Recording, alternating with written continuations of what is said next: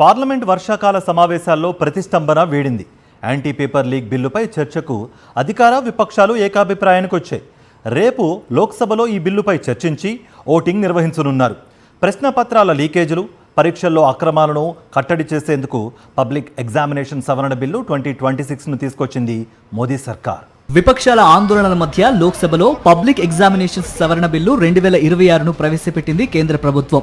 కేంద్ర మంత్రి జితేందర్ సింగ్ దీనిని సభలో ప్రవేశపెట్టారు. పేపర్ లీక్స్ కు పాల్పడేవారిని కఠినంగా శిక్షించేలా 2024 నాటి ప్రవేశ పరీక్షల అక్రమ పద్ధతుల నివారణ చట్టానికి కీలక సవరణలు ప్రతిపాదించింది మోదీ సర్కార్. వ్యవస్థీకరణ నేరాలకు 10 కోట్ల రూపాయల జరిమానా, 10 ఏళ్ల జైలు శిక్షతో పాటు ఫాస్ట్ ట్రాక్ కోర్టుల్లో రోజువారీ విచారణతో 2 నెలల్లో తీర్పు వచ్చేలా సవరణలు తీసుకొచ్చింది. యాంటీ పేపర్ లీక్ బిల్లుపై చర్చకు కేంద్రం సిద్ధం కాగా విపక్షాలు మాత్రం ఆందోళన కొనసాగించాయి. విద్యార్థులపై పోలీసుల లాఠీ చార్జును నిరసిస్తూ ప్రతిపక్ష సభ్యులు నినాదాలు చేయడంతో ఉభయ సభల్లో తీవ్ర గందరగోళం ఏర్పడింది. వాయిదాల పర్వం నడిచింది. 5 గంటలకు వాయిదా అనంతరం సభ ప్రారంభమైన తర్వాత కూడా చర్చ చేపట్టకుండా విపక్షాలు అడ్డుకున్నాయి. ఈ క్రమంలో లోక్సభను మంగళవారానికి వాయిదా వేశారు ప్యానెల్ స్పీకర్. కాంగ్రెస్ కావాలనే యాంటీ పేపర్ లీక్ బిల్లుపై చర్చను అడ్డుకుంటోందని కేంద్ర మంత్రి రిజిజు ఆగ్రహం వ్యక్తం చేశారు.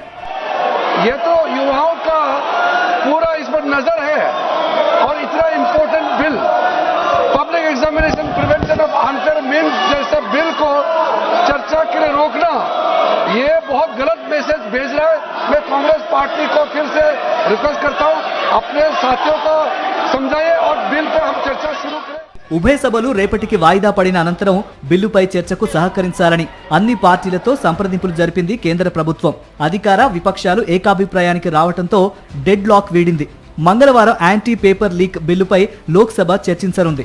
చర్చ అనంతరం ఓటింగ్ నిర్వహిస్తారు. పబ్లిక్ ఎగ్జామినేషన్స్ సవరణ బిల్లు 2026పై చర్చకు లోక్సభలో 6 గంటల సమయం కేటాయించారు స్పీకర్ ఓం బిర్లా.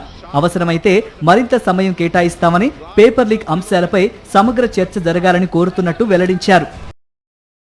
మరిన్ని అప్డేట్స్ కోసం ఛానల్ ను సబ్స్క్రైబ్ చేయండి. నోటిఫికేషన్స్ కోసం బెల్ ఐకాన్ పై క్లిక్ చేయండి.